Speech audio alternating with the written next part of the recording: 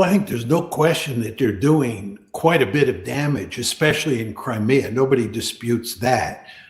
Will it affect events on the battlefield and therefore the outcome of the war? No. I mean, basically, what the West, working with Ukraine, is trying to do here is to punish the Russian homeland and therefore improve Ukraine's position at the bargaining table. That's the idea here. Nobody's really talking about winning the war with these attacks, just getting a better deal. Now, you asked the question, where is the red line, or where are the red lines? It's not clear, but it does seem quite apparent when you listen to the Russians talk that if this continues, and that indeed if it accelerates, that the Russians will retaliate at some point. And it seems likely that they will retaliate by striking into Europe. But again, where that red line is very hard to tell. But I want to emphasize that if you look at the recent G7 meeting that took place in France, you remember President Trump was there. Right. It's quite clear that President Trump showed that he was quite enthusiastic about these attacks, and he thought that the Ukrainians were doing the right thing. And then, when the summit was over with, a declaration was issued which said that the G7 countries would continue to support and accelerate. I underline the word accelerate the development of long-range capabilities for hitting Ukraine. This is really quite remarkable. And we also read in that same declaration that was issued after the summit, again on June 17th, that we were going to increase our efforts to damage the Russian economy. And as you would expect, the Russians basically see this as evidence that not only the Europeans are upping the ante in this war against Russia, but so is the United States. Wow.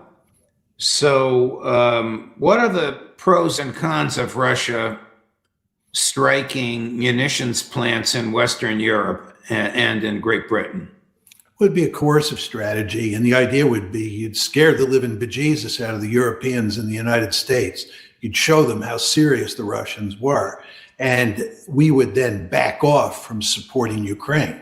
And this is the same argument that is used when people talk about Russia using nuclear weapons if the conventional weapons don't work. The idea is you just have to convince people in the West that what is going on is unacceptable. This drone war, and especially an acceleration of this drone war, is not going to be allowed, and we're going to stop it. This is the Russians speaking, of course, and we'll do what's ever necessary. And obviously, if you strike at targets inside of Europe, even with just conventional weapons, you are really escalating the crisis. And what the Russians would be doing in that instance would be showing how deadly serious they are about putting an end to those strikes. So according to media reports in the West, earlier today in Russia, the Russian military shot down 60 drones over Moscow in the area around Red Square.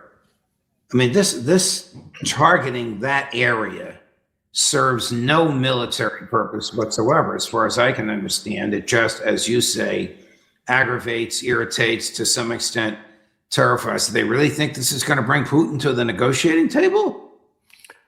I don't know what the answer is to that. Maybe they do. I mean, they've been telling this story.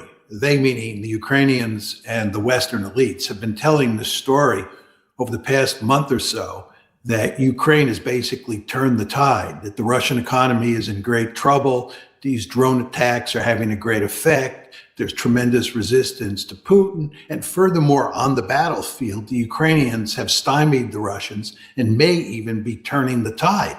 And when you put all these pieces together, this is really good news for the Ukrainians and good news for the West. So what we ought to do is just double down, get even tougher with the Russians, increase the size and scope of the drone attacks on the Russian homeland. It's that mentality that, we are in a position where we can really get a good deal out of the Russians once we go to the negotiating table. And that's what this is all about. I think it's craziness. This is just a propaganda campaign. If you look at what's actually happening on the battlefield, you look at the state of the Russian economy, you look at Putin's position inside of Russia, there's no reason to think that the Russians are on the ropes and you're going to get them to the bargaining table and exact a good deal out of them. I think this is delusional. But Western leaders seem to believe this. The other thing that happened this morning was an offhanded comment by President Putin that nothing was really agreed to in Anchorage. Something you and I and the other guests on the show have been talking about for a long time. I don't know if the Americans came away with the sense that something was agreed to or the Russians came away, but President Putin said today, almost a year after it, that nothing was agreed to. Yeah, I don't know what to make of that comment. There are a lot of people who argue that there was an agreement. But even if you don't think there was an agreement or there was an agreement, let's just put that aside. The Russians and others talk about the spirit of Anchorage. And when people talk about the spirit of Anchorage, and again, we're putting aside whether there were any concrete agreements, the spirit of Anchorage was all about the fact that Trump wanted to improve relations with Putin. And what happened at Anchorage was seen as a major step in that direction. And I think all the evidence is that Putin bought into this, and Putin was willing to work with Trump up until recently to try and work out some sort of deal that would put an end to the war in Ukraine. I think what's happening now is that the Russians understand that Trump is no friend, that Trump is an adversary, and that Trump is basically joined at the hip with the Europeans and with the Ukrainians. And those three actors are doing everything they can to bring Russia down as a great power. So I think the Russians are mad as hornets now. And this is why I say if you have a situation where we accelerate these drone attacks on Russia, you are playing with fire. Yes. I mean, you could add, if I can be presumptuous, to your list there, that Trump is waging war. Trump is a co-belligerent against Russia with the military arms we're supplying and the intelligence that we are providing for aiming them. Absolutely. I mean, this talk that the United States is a mediator is nonsense. We often talk as if we are sort of a third party, not directly involved in the war, and therefore ideally suited to act as a mediator. Anybody who goes back to the start of this war and then ramps forward to the present sees an abundance of evidence that we played a key role in causing the war, number one. And number two, in terms of how the war has been waged, the Ukrainians could have never waged this war without an abundance of support from the United States of America, from the start of the war right up to now. Indeed, from before the war started, going back to when the crisis broke out in 2014, up to when the war started in 2022. Take those 8 years, we played a key role in arming and training the Ukrainian army. Then the war started, and we did even more of that. And the end result is that we have been an enemy of the Russians. And I actually think that Putin, to some extent, has been bamboozled by Trump into thinking that, we had this spirit of Anchorage and that he was going to work with Trump to get a good deal and so forth and so on.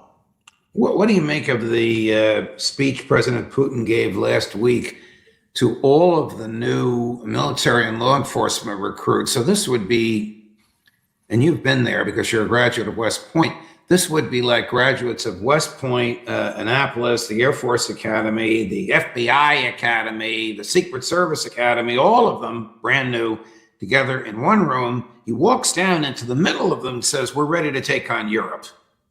Yeah, well, he believes that the Europeans want a war with Russia and are preparing for a war with Russia.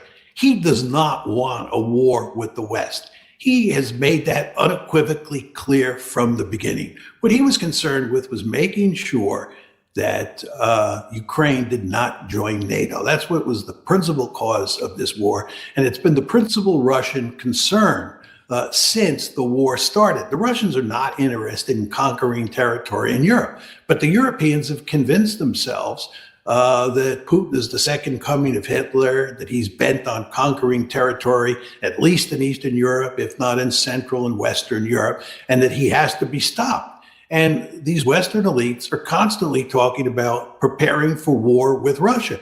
So Putin has said at this point, okay, if they think that war is inevitable, we certainly have to prepare for war. And there's just manifest evidence that that's exactly what the Russians are doing. In effect, what Putin is doing is he's throwing down the gauntlet. Switching topics, isn't the memorandum of understanding signed by Presidents Trump and Pezeshkian essentially a U.S. capitulation? Yeah, there's no question about that. Basically, the memorandum of understanding that was signed on June 17th reflects the coercive balance of power at the time.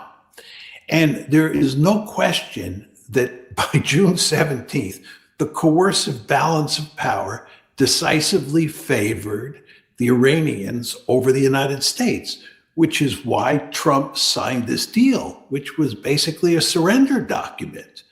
Anybody who's looked at all of the points, the 14 points in the document, understands clearly that the Iranians have won on virtually every issue.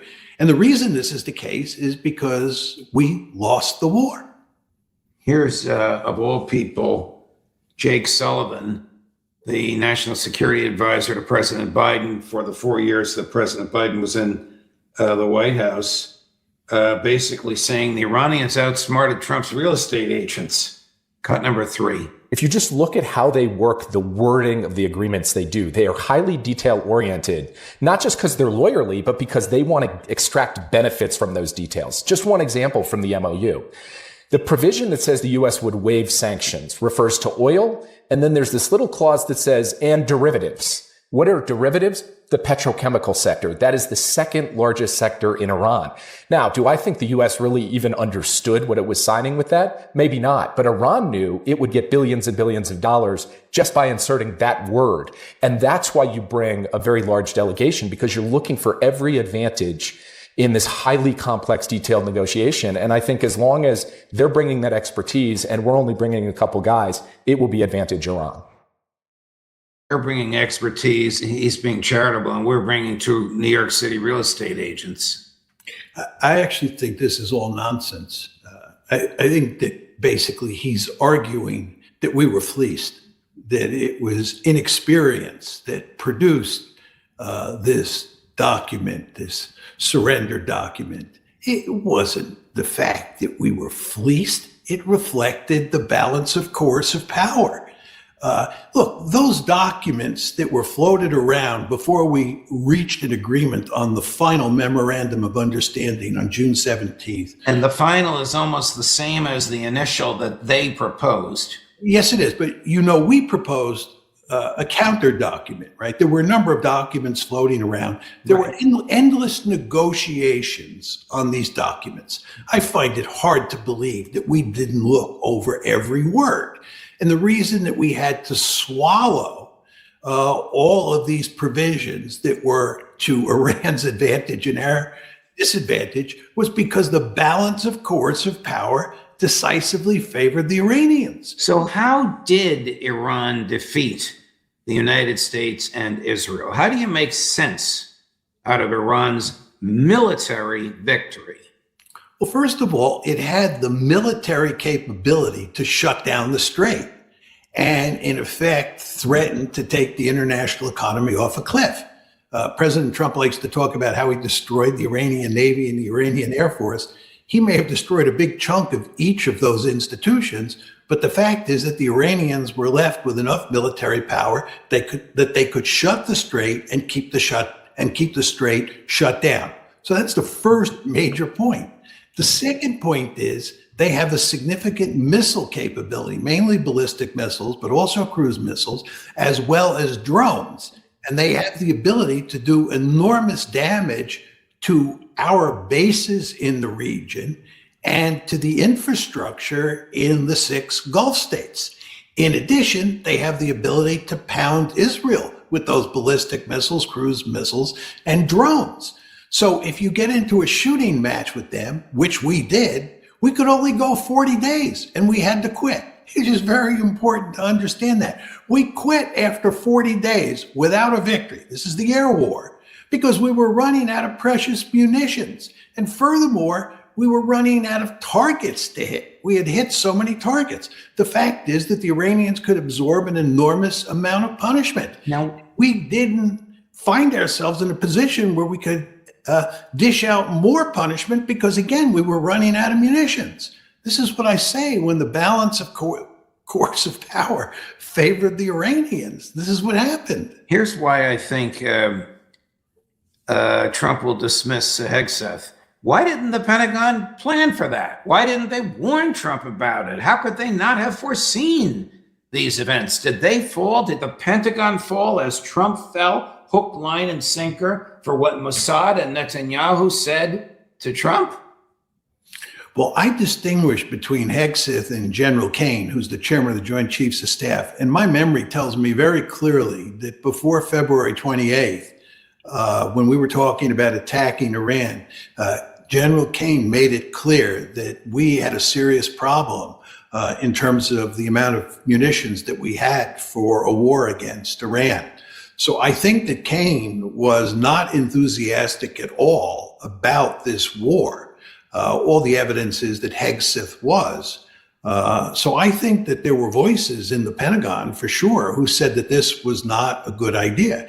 And you want to remember from that famous New York Times article that detailed what the negotiating process between the Israelis and the Americans looked like in the run-up to the war. It seems clear from that article that almost all of Trump's advisors, except for Hegseth, thought that going to war against Iran the way we did on February 28th was not going to work out. It appears that it was Netanyahu and David Barnea, who was the head of Mossad, plus Hegseth, who were the real hawks here and played the key role in convincing Trump that this was a good idea. How about the Gulf states? Aren't they reevaluating their relationship to the United States? We couldn't protect them from Iran, and most of our bases in their countries have been destroyed. Exactly. I mean, what kind of security umbrella does the United States provide for these countries? It's quite remarkable, Judge, if you think about the situation on February 27th, vis-a-vis our alliance structure in the Gulf and our basing structure in the Gulf. We had all these bases that looked like they provided significant capability for projecting power against Iran. And we had close relations with all 6 of the Gulf states. It looked like we had a quite formidable alliance in place. That was on the 27th. And I don't think many people anticipated what would happen to that alliance structure and to that basing structure once the war started. But in fact, what happened is that virtually all the bases were either badly damaged or destroyed. And we proved very clearly that we could not provide security for the Gulf states, that our security umbrella was inadequate. This is unequivocally clear. And the question is, where do we go moving forward? And it's hard to believe that the Gulf states are going to rely in any meaningful way on the United States to provide security for them. They're going to have to choose an alternative path moving forward. Here's Jake Sullivan again, and this time I think you'll agree with him. Cut number 4. I think that they are now questioning the basic model upon which they've built their security, which has been essentially a deep partnership, security partnership with the United States, including forward deployed American bases in their countries. I think now they're asking themselves, what are we getting for that? And do we need basically a more diversified approach that involves a degree of hedging with other powers, maybe including China, and definitely includes quiet diplomacy with Iran to try to make sure that they're de-escalating with their neighbor across the strait? Hard to disagree. I mean, I think he's rarely right, but this is a case where he is correct that I think the Gulf states have a vested interest in developing a more diversified foreign policy for the reasons we talked about before. What is Netanyahu doing to draw the United States back into war? Well, he's not doing much to draw us back into war because we are not going back into war. I mean, what are we talking about here? Restarting the bombing campaign? As I said to you before, that is a non-starter. It's not going to happen. We're not going to restart the bombing campaign, in my opinion. It would be lunacy, right? Where Netanyahu is causing us trouble is by his behavior in Lebanon. What the Iranians want to make this deal between us and them work is for Israel to get out of southern Lebanon and stop bombing South Beirut. It appears that the Israelis have stopped bombing South Beirut for the time being, but they're not getting out of southern Lebanon. And this is a real problem in terms of U.S.-Iranian relations. So I think what Netanyahu is doing here, he's not dragging us back into the war. What he's doing is he's complicating our efforts to put the memorandum of understanding on a firmer footing. Here he is 2 days ago. Listen to the very end of what he says about from the river to the sea. Much more. I think there are many principles. I'll give you another example. Another principle of the government I intend, the broad national government I intend to lead. There is no place for two states. What? From the sea to the Jordan, there is no room for two states. From the sea to the Jordan, there is no room for two states. In his own mind, the Greater Israel Project is going well? I think he's sophisticated enough to know the Greater Israel Project is not going well. He surely understands he's lost in Iran. He's in deep trouble in southern Lebanon. Hezbollah is inflicting significant casualties on the IDF. The IDF is basically worn out. Despite what has happened in Gaza regarding the genocide, the fact is that Hamas is still intact and it's still a formidable fighting force. So the idea that Israel has accomplished great goals and Greater Israel is looking like it's working out swimmingly is an argument that's almost impossible to make these days. And I think that Netanyahu understands this. But the question is, what does he then do when he sees himself and his country in trouble? And the answer is he doubles down. This is why when you think about Israel moving forward, it's going to be just more war, more horror, more genocide. They really have no choice if they want to continue to pursue this goal of a greater Israel.